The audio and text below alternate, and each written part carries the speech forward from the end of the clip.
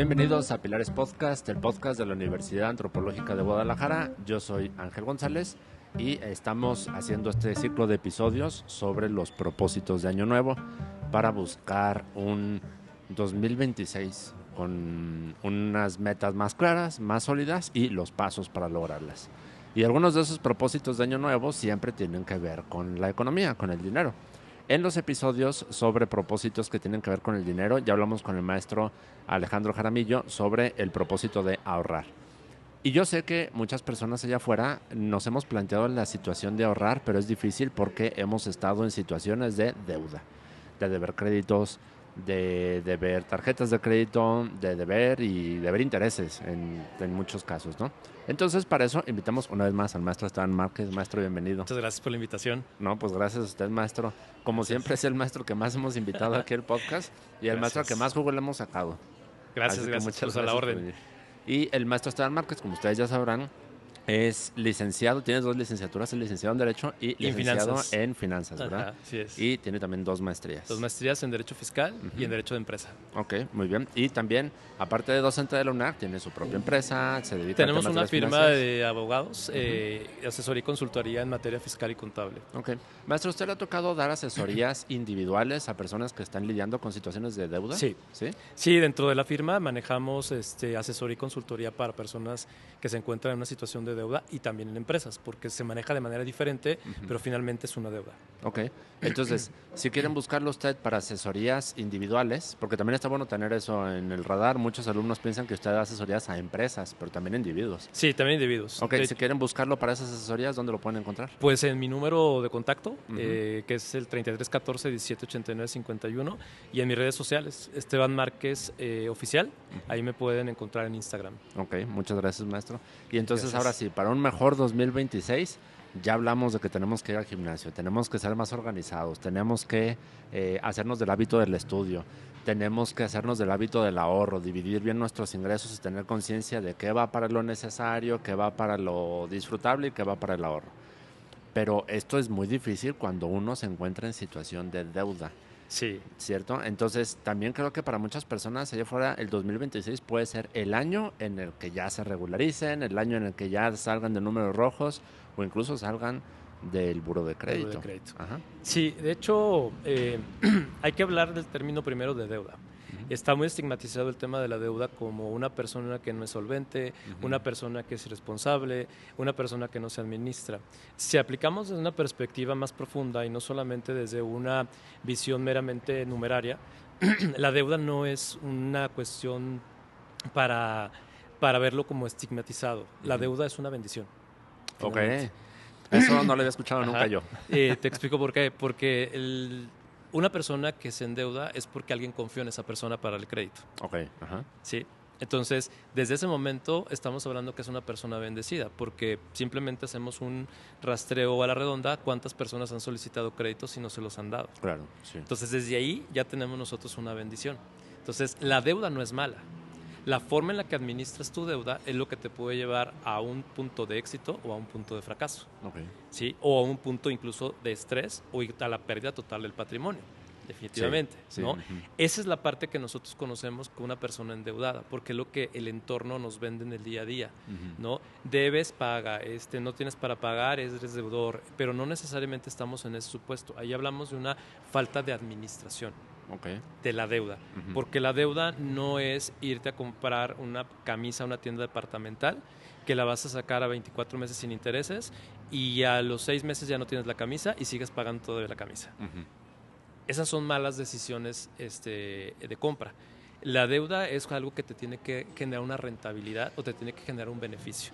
Ejemplo, oye, ¿sabes qué? Juan Pérez necesita pagar 30,000 pesos y está consiguiendo un crédito de 30,000 pesos, pero le van a dar un interés del 10%, pues ya no es rentable porque va a pagar más del interés que lo que es la deuda. Claro, sí. Entonces también tienes que buscar mecanismos de financiamiento, apalancamiento, que no tengan tampoco cargas gravosas, que después se represente una cuestión impagable.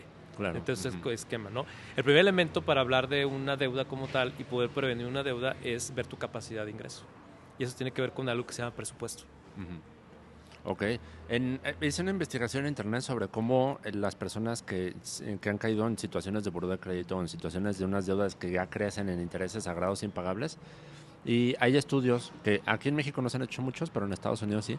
Y hay estudios que se hacen sobre cómo la psicología del consumidor les afecta la forma al momento de juzgar su capacidad de pago. Así Porque es. muchas personas adquieren créditos, incluso a nivel préstamos personales, de bancos, de instituciones financieras, con la esperanza de que en el futuro cercano mi capacidad de pago va a crecer. Es decir, el crédito yo lo acepto con las condiciones y el pago mensual que yo sé que hoy no puedo pagar, pero con la esperanza de que en 6 meses ya puedo pagar. Es que ese es el primer error que se Ujú. comete cuando tú vas a adquirir una deuda. Ujú. Tú no puedes ir a adquirir una deuda que en ese momento no te da tu capacidad de pago para pagarla en el momento, Ujú.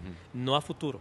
Porque el futuro está plagado de una serie de incertidumbre y una serie de variables que te puede llevar a que ahorita percibes 10,000 pesos, pero quizás el día de mañana vas a percibir 5. Claro. Y entonces ya no sacaste los otros 5 que necesitabas para pagar tu deuda, pero tampoco tienes los 10 que necesitabas o los 5 y tampoco te va a dar para poderla financiar después. Entonces, ahí qué pasa, se vuelve una madeja de deuda tras deuda tras deuda, porque sacas de un lado, pagas a otros, Claro. le sacas una tarjeta, le pones y te empiezas a enredar y obviamente empiezas a caer en finanzas insanas. El porque ya famoso jinetear, ¿no? El famoso jinetear el dinero. Sí, ajá. Que el jinetear el dinero, el término viene de un ámbito empresarial. Ujú. Y el ámbito empresarial consiste en que si tú tienes recursos que no son tuyos y los pones a trabajar y en un lapso de 30 días te va a generar, está perfecto. Sí.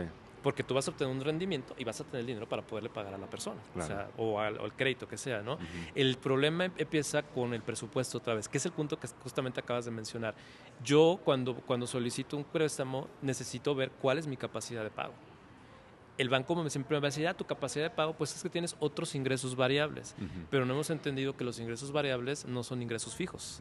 Son ingresos que pueden estar ahorita o pueden ser ingresos que en 6 meses no pueden estar. Exacto. Y estás contando eso para poder hacer frente a una obligación de pago, pues te estás complicando bastante ante esa circunstancia porque ya tiene el estrés de, ya no tengo el capital variable o el ingreso variable y entonces ¿cómo lo voy a pagar? Ok. ¿No? Entonces, el punto es, número uno, es saber tu presupuesto. ¿Con cuánto cuentas? ¿Cuentas con 5 pesos? Ok, endeudate con 3. Ajá. Que sea algo que sea realistamente pagable. Ajá, y que esté fuera de lo que realmente tú tienes tus compromisos ya. Porque muchas veces decimos, mi capacidad de pago, es que tengo 10,000 pesos de ingresos, pero esos 10,000 pesos a lo mejor están hasta el tope y te gastas 9,000 y nada más te queda 1,000 para poderte endeudar o en otras cuestiones porque ni siquiera tienes ahorro. ¿No? Entonces, siempre es ver el presupuesto, cuánto percibo y cuánto realmente puedo pagar después de haber hecho mi sondeo de gastos. ¿Qué es lo que hablábamos con el maestro Alex Jaramillo? El 50-30-20. El 50-30-20 exactamente son estandarizaciones que son sugeribles, pero a veces el 50-30-20 no te da porque los ingresos no están en función de tus necesidades, ¿no? Entonces yo me voy de una manera más práctica y más sencilla, que esa es algo que me ha funcionado a mí, de tus ingresos guarda el 10%. Ok. Ya. Porque ese 10% ya sabes que siempre va a estar ahí y siempre va a estar generándote algún rendimiento, alguna utilidad de ese 10%. Por lo tanto, siempre vas a tener liquidez. Ok. Porque luego el 50-30 pues no te alcanza a dar a veces. Ajá. Sí, a veces hay que rascarle al 20 ¿De para dónde saco completar el 20? 50. ¿De dónde saco el 50 si me estoy dando el 150 de gasto? Okay. Una persona que ya está religiosamente cumpliendo sus 50-30-20, 50 para gastos de subsistencia, fijos, renta, alimento, ropa, etcétera, etcétera. 30 para ya cosas personales, que si ir al cine, que si ir al concierto, que si comprar los regalos de Navidad. Y 20, un ahorro. ¿En dónde de estos 3 cuadrantes debería de colocar la deuda si es que quiere aceptar un crédito, por ejemplo? En tu 30. Ok, eso es 30. Sí, eso es 30. ¿Incluyendo, por ejemplo, crédito hipotecario? Sí, Ok. en tu 30. Pues no debe de pasar el 30. No, es que tu 50 ya está ocupado. Ajá. Porque son tus necesidades básicas de subsistencia, en las cuales no entra deuda. Ah, ok. Es lo que tú necesitas para poder vivir. Ok.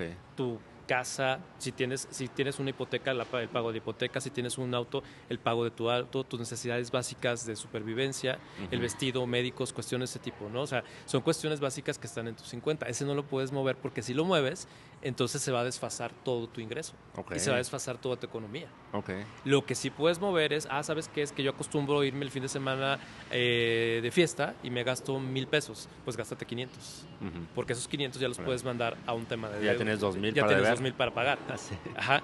Ahí es lo que puedes mover, porque son necesidades, sí es necesario las cuestiones pues de diversión y todas esas cuestiones, pero no es algo que si no lo haces te va a pasar algo. Claro. Pero quítale tus 50. Deja de comer o deja de pagar Deja de la renta. comer, ajá. Sí. Ahora, vete al 20 de inversión. Ujú. El 20 de inversión, si ya estás en esa estructura, eso no lo toques. Ujú. Mejor, como dicen por ahí, ajusta el cinturón un poquito en la parte de la diversión, en la parte del esparcimiento y empieza a mejor tener rentabilidad, que va a ser temporal, porque lo que estás buscando ahorita es ver cómo haces frente a una deuda, cómo te endeudas para poder invertir y para poder tener otras mejoras en cuestiones financieras. Pues ajustate el cinturón en el 30 y empieza a generar ahí. Claro.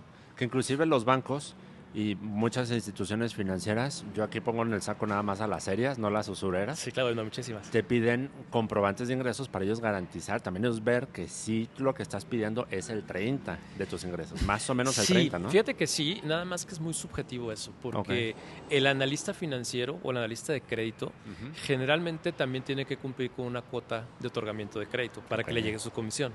Entonces, si yo estoy viendo en tu estado financiero que tuviste 100,000 pesos de ingreso y que te quedó en tu saldo promedio 9,000, yo voy a avalar que tienes capacidad para pagar un crédito de 50,000. Cuando en realidad, en tu estado financiero, por tus operaciones, me está dando que son 9,000 pesos lo que te queda libre, porque todo lo demás ya lo gastaste.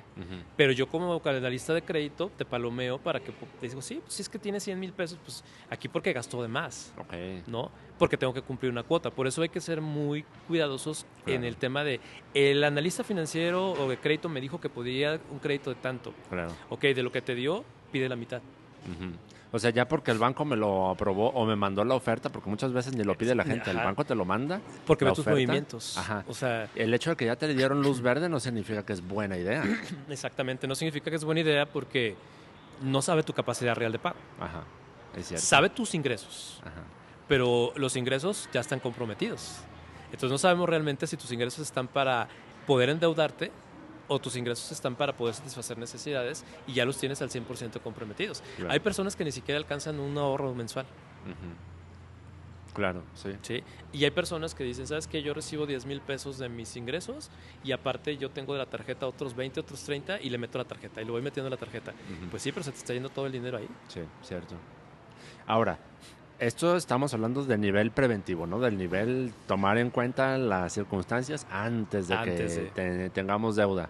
Pero ¿qué pasa con las personas que por la razón que sea ya están en situación de deuda y sobre todo cuando esa deuda, por la razón que sea, ya incluso aumentó en intereses al grado de que ya no pueden solventarlo? Ahí es entrar a un tema de negociación. Primeramente, es acercarte y ver la negociación. Hoy en día están topados los intereses. De manera administrativa, los intereses te los van a querer cobrar en una cantidad grave, pero sin embargo, cuando tú llegas a un tema de negociación, los intereses son negociados. Generalmente el capital es el que no negocian, pero sí los intereses. Si ya te vas a un tema legal, los intereses excesivos se consideran usura. Hoy en día, ya está decretado como usura. Entonces, si tenemos nosotros, hay un caso por ahí que tuve de una persona que fue a la inversa porque mi cliente le prestó dinero a esa persona, entonces mi cliente me dice, oye, es que yo le cobré el 10% mensual sobre una cantidad de 2 millones de pesos. Le dije, bueno, el interés es usurero. Es muy alto, aparte, ¿no? Dije, aparte por el tiempo y el tiempo el de pago, la forma en que lo prestaste, estamos hablando que los intereses van a ser más del 50% de lo que le prestaste. Le dije, si esto lo metes a un proceso legal, te van a tumbar los intereses y se va a ir a un interés anual, pero el interés anual legal es el 6% anual. Ya no es el mensual. O sea, dividido entre los 12 meses va a ser el 0.5%. Exactamente. Entonces, ahí también hay que ver esa parte, que no porque te digan es que de intereses es tanto y te estás pagando de gastos, bueno, hay que ver qué te conviene más, si negociar o esperar irte a un procedimiento y en el procedimiento pagar, pero nada más pagar lo que es real con todo lo que son los intereses legales, ¿no? Ahí tendríamos que ver las condiciones propias de cada uno de los casos, pero una persona que se encuentra al corriente en el pago de su crédito o de su deuda, pero que ya no le está dando porque los intereses lo están comiendo, bueno, pues acércate con la institución financiera, llámese un banco o una financiera como tal, que no sea tal cual un banco, y solicítale un plan de amortización, ¿sí? En donde, ¿qué te van a beneficiar? Los intereses. Ok. Es reducir los intereses para que sí puedas seguir pagando. Te reducen los intereses y te ponen en un esquema de pago en el cual es un interés fijo. Ah, ok. Ajá. Entonces ya tu deuda se congela mientras tú sigas pagando y te lo ponen en plazo de 24, 48 meses para que tú vayas pagando mensualmente tu deuda. Okay. O sea, siempre hay formas de hacerlo, ¿no? Siempre hay formas de hacerlo y no caer en lo que la mayoría dice de, oye, es que ya tengo 3 meses sin pagar la deuda, ya se venció. Ah, no pagues, mejor espérate hasta que te llegue la quita. El problema de la quita es que no es que sea mal. El problema de la quita es que si tú ya estás en buró de crédito por un crédito y que no se pagó en tiempo y forma, esta persona lo que va a suceder con la quita es que le van a decir que pagó, pero que pagó con quita. Entonces tu score en el buró de crédito no va a cambiar. Se va a quedar como deuda, porque prácticamente sigues debiendo. Lo único es que te dieron la oportunidad de pagar, quitarte de encima esa deuda, pero con una cantidad menor que generó deuda finalmente. Sí, porque pagaste menos del porque capital. pagaste menos del capital. Entonces, ¿qué sucede en esa mala información? Que después vienen y te dicen, oye, pero no me han dado la carta finiquito. Sí te dieron la carta finiquito, pero ¿por qué no me borran del buró de crédito? Porque no liquidaste la totalidad. Y si no liquidaste la totalidad, estamos ante una situación de que fue quita. Y no te van a borrar de buró de crédito. Es que hay un mito también que dice acá, en 5 años ya te borran de buró de crédito. Eso es por paso del tiempo, siempre y cuando nos sigan reportando a la institución tus movimientos de la cuenta. Ok. O sea, pero si fue con quita, sí siguen reportando, ¿no? Siguen reportando por un plazo y queda ahí el antecedente de que pagaste con quita. Claro. Entonces no te van a eliminar esa deuda. Y a la hora de que quieras comprar casa, te va a parecer que no pagaste. Entonces, a mí me ha pasado que llegan conmigo y me dicen, oye, Lick, tengo un problema. Fíjate que sí pagué, ya pagué todo, pero me siguen cobrando y quise hacer un trámite. Me dicen que no me lo pueden dar porque aparezco todavía como deudor. La primera pregunta es, ¿cómo pagaste? ¿Con quita? Sí, me llegó una carta y pagué lo que me decía la quita. Ok, no vas a poder hacerlo. ¿Qué puedo hacer para que me lo quiten? Lo único que puedes hacer es acercarte con la institución y decirle, quiero pagar la totalidad del crédito. Oye, pero ¿no hay otra forma? Sí, hay otro procedimiento en Conducef que tienes que hacerlo, hablando de esa institución financiera, que tienes que hacer a través de Conducef, en donde le dices, oye, ya pagué y sigo apareciendo, pero te va a llevar de 6 a 1 año, de 6 meses a 1 año el procedimiento y te van a poner nada más el crédito no es reconocido. Ok. Porque también ese es otro. El buró de crédito que no es malo, porque todos los que tenemos, incluso una línea telefónica, estás en buró de crédito. A mí me sorprendió eso. La primera vez que yo con la app de Zenfi, que por cierto esa app ya es gratuita, tú puedes ver tu reporte crediticio. Es muy completo porque aparece qué instituciones están reportando. Ajá. Y entonces a mí me sorprendió que la primera vez que yo me metí a la app de Zenfi, sí vi normal mi tarjeta de crédito esperado y vi a Telcel. Ajá. Servicios de telecomunicaciones. Porque es de una línea contratada mensualmente con un programa. Eso fue hace muchos años, porque de hace muchos años para acá yo lo que tengo es el plan de prepago, de recargas. Y esas se siguen reportando, porque siguen confiando en mí.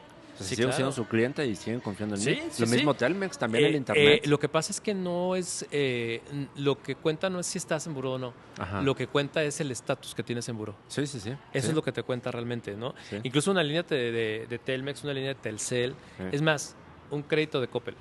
Estás en buró de crédito. Sí. ¿Por qué? Porque el historial de buró de crédito se divide en 3 tipos de créditos. Los créditos comerciales, los créditos financieros y los créditos automotrices. Ah, los automotrices son aparte. Sí, porque depende quién te lo otorga. Si te lo otorga una financiera que es directamente de la agencia, es un crédito automotriz. Ah, ok. Y va a tener ahí su estatus de crédito automotriz. Y si no es del banco, Si no es del banco, te va a aparecer el del banco y te va a hacer un crédito de auto de tal. Si es a través de una casa comercial, llámese departamental, te va a aparecer ahí quién es el que te acredita, el monto, y te va a aparecer mensualmente del monto acreditado la cantidad que debes. Ah, ok. Que eso es lo que se va actualizando. Okay. Cada mes mandan al buró y dicen, esta persona está pagando bien, palomita. Esta persona no está pagando bien, baja 1. Oye, otro mes baja otro. Y así vas bajando hasta que ya te ponen en un 7, en un 9. Incluso te pueden llegar a poner en estatus en el que te dicen, esta cuenta puede ser fraude, ¿no? Que son todos aquellos que solicitaron el crédito, lo obtuvieron y nunca pagaron nada. Ok. Sí. Por eso es importante y también checar en el buró de crédito las homonimias. Porque de repente por nombre tú puedes tener un homónimo y al momento de que hacen la consulta, si no capturan correctamente la información, pues va a salir que tú eres una persona que está ahí con una deuda y tú ni eres. Sí. ¿No? Por eso utilizan también mucho los registros con la INE, con el número de INE, con la CURP. Sí, con la INE y con el CURP. Pero ha pasado que consultan tu buró, y te ponen los movimientos de otro que tiene el mismo nombre que tú, y hasta que no haces un proceso de investigación se percatan que no eran los mismos datos en cuestiones de CURP y de RFC, ni fecha de nacimiento. Simplemente lo agregan por nombre, porque no dan con la persona y encuentran uno que se llama igual que tú y te agregan las cuentas ahí. Entonces tienes que iniciar un proceso, es decir, que no reconozco estas cuentas que me estás cargando, ¿sí? Porque finalmente no es culpa del buró, son los que contratan los servicios del buró, Claro. que les da la posibilidad de estar subiendo la información. Entonces, la información que capturan, el buró la hace como cierta. Dice, ¿sabes qué? Pues sí es verdad lo que me está diciendo, porque aquí hay una deuda, etc. Pero ya cuando tú presentas tu consulta o tu corrección, ahí se modifica automáticamente. Ok. Me acordé de un episodio de Malcolm, el del medio, en el que casi pierden la casa porque resulta que alguien se equivocó y el número de seguro social de Hal, el papá, es 2 dígitos distinto que el de Bill Gates. Ajá. Y entonces Sí. alguien cometió un error y les llegó un invoice de que iban a perder la casa y que Sí. estaban en una deuda severísima, ¿no? Sí. Ajá. Esa es una forma en la que llegan todos estos movimientos y la que generalmente nos dicen a nosotros, ¿sabes qué? Esta persona si es real o no es real. Por eso hoy en día cuando inician un procedimiento te están pidiendo generalmente, cuando es una demanda por un crédito de esta naturaleza o un pagaré, te están pidiendo que acompañes el CURP y el RFC de la persona. Para que no haya pierde. Para que no haya pierde, que es la Ok. persona. Sí, porque anteriormente no lo hacían. Entonces demandabas a Juan Pérez y pues había 50 Juan Pérez, ¿no? Claro. Entonces, pero ya lo están haciendo de esa manera, ya hay un sistema de control más cerrado. Ok. Pero aún así sigue habiendo inconsistencias en el tema del buró de crédito. ¿Será por eso que también ya están metiendo el tema de los datos biométricos? El dato biométrico tiene bastantes connotaciones. El dato biométrico es un poco para terminar con el mito de que la credencial oficial de identificación oficial es solamente el INE, porque realmente el INE no es una credencial para identificación oficial, es una credencial para votar. Sí. Ajá. Entonces, lo que está tratando de hacer el actual gobierno es meter una identificación oficial en la cual sí sepa y tenga la certeza de que eres tú. Okay. Por eso está buscando que sea a través de los datos biométricos. Se ha especulado mucho información con eso, de que te quieren controlar, de que te... La realidad sí, no faltan... Ajá, sí, ¿no? La realidad es que hay que verlo desde la perspectiva práctica, sencilla y lo que vivimos actualmente, ¿no? Los INEs no te da tampoco una certeza de que la persona que te exhiba un INE, su INE es real. Claro. Porque, o que es esa persona. O que es esa persona, porque hay muchas cosas que sabemos atrás de todo esto, ¿no? Claro. Entonces, finalmente el uso que se le ha dado al INE ha sido como una identificación oficial. Pero es una identificación oficial porque le emite una institución oficial. Pero ¿por qué la licencia no la tienen todas las dependencias como una identificación oficial? Te dicen, ¿sabes qué? No, el INE o el pasaporte. Sí. Porque se supone que en ellos está toda tu identidad. Pero si nos vamos a sopesar si el INE es mejor que el pasaporte, pues nos damos cuenta que el pasaporte tiene hoy en día ya los datos biométricos. Porque ya, si sacaste recientemente un pasaporte, ya tienes un chip. Claro, sí. En donde está toda tu información. Sí. Y nos seguimos espantando de, oye, pero ¿por qué el CURP biométrico y qué va a pasar? Ya tienes un pasaporte, tu información ya está ahí. Sí. Y eso lo consideran hoy en día un documento oficial. Ok. Sí. Es para eso, es lo que se está buscando, o el interés que tiene el actual gobierno es ese. Ok. Y maestro, la última parte que también yo quería abordar en esto de salir de deuda. Hay instituciones que se dedican a refinanciar tu deuda, usan mucho ese término, ¿no? Sí. Ellos, de todas tus tarjetas de crédito, lo que debes, le pagan directamente al banco, liquidan tu deuda y ahora tú les debes a ellos, pero con un interés menor. Así es. Y según esto, así ahorras dinero en pagos de intereses. Sí. Bueno, finalmente son negocios, ¿no? Todo es negocio en ello. Nada más hay que tener cuidado porque luego caes, aquí estás en un campo seguro con un banco, aunque tengas la deuda, pero luego puedes caer en ciertos despachos o ciertas empresas que pues más que tener un espacio seguro para ti, lo que quieren es la deuda porque a lo mejor tienes una garantía hipotecaria y van tras de tu casa, a lo mejor tienes un crédito automotriz y van sobre tu carro y evidentemente compran la deuda más barata porque evidentemente ya hacen una negociación ellos, la pagan en tu nombre de representación, es más barato para ellos lo que están pagando, pero a ti te dicen, te lo voy a prestar el dinero y te voy a cobrar con un porcentaje. Ese porcentaje que te van a cobrar el día de mañana, si es impagable, pues están tus propiedades garantizando. Ok, o sea, ¿pueden ellos ser más usureros que el banco? Claro, por supuesto. Por supuesto. Pero mucha gente en el ámbito de la desesperación dice, sí, que lo pague. Claro.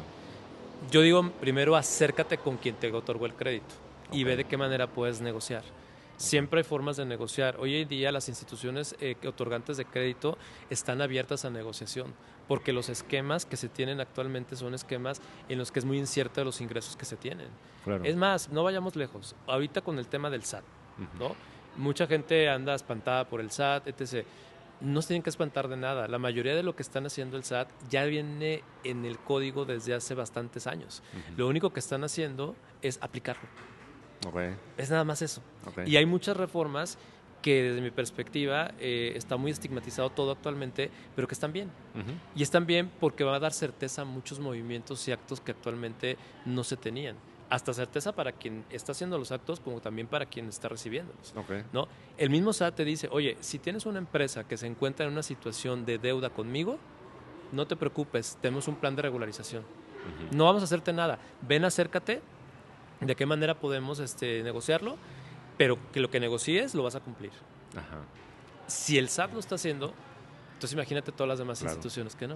Pues maestro, muchísimas gracias. De que al contrario. Este 2026 seguramente habrá muchas cosas de las que tendremos que hablar aquí en el podcast, empezando con lo que mencionábamos hace rato, cómo es en la situación en las empresas, ¿no? En las empresas. Pues muchas gracias, maestro. De que al contrario, sí, por la invitación. Y recuérdenos el número para que lo busquen, pero si tienen asesorías para salir de deuda. Mi número es el 3314-1789-51. Ahí me pueden contactar y en el perfil de Instagram, Esteban Márquez Oficial. Muy bien, muchas gracias, maestro. Hasta donde yo, los episodios que lo he entrevistado a usted, podemos buscarlo para tanto asesorías en temas de deuda, como también asesorías en temas de inversiones, que hemos hecho ya varios episodios sobre temas de inversiones. Asesoría fiscal y asesoría legal. Ok, bueno. Que es a lo que nos dedicamos. Y gracias a ustedes por escucharnos. Esto es Pilares Podcast, el podcast de la Universidad Antropológica de Guadalajara. Chequen los episodios que estamos sacando en este periodo de cierre de año, porque estamos hablando de propósitos de año nuevo. Ya tenemos el episodio de ir al gimnasio, cómo sí cumplir ahora sí ya el propósito de año nuevo y no estar googleando en marzo cómo darme de baja del SmartFit. Exacto. También chequen el episodio de propósito de año nuevo, cómo ya empezar a estudiar, y sobre todo si soy una persona que siento que ya se me pasó la edad de estudiar, porque no hay que tener 18 años para hacer la licenciatura, ni 23 para hacer la maestría. Y chequen el episodio de cómo ser una persona más organizada. Estamos aquí nosotros preparándoles todo para que el 2026 sea ahora sí su año. Mi nombre es Ángel González y recuerden que pueden vernos y escucharnos en Spotify, YouTube y Apple Podcasts como Pilares Podcast.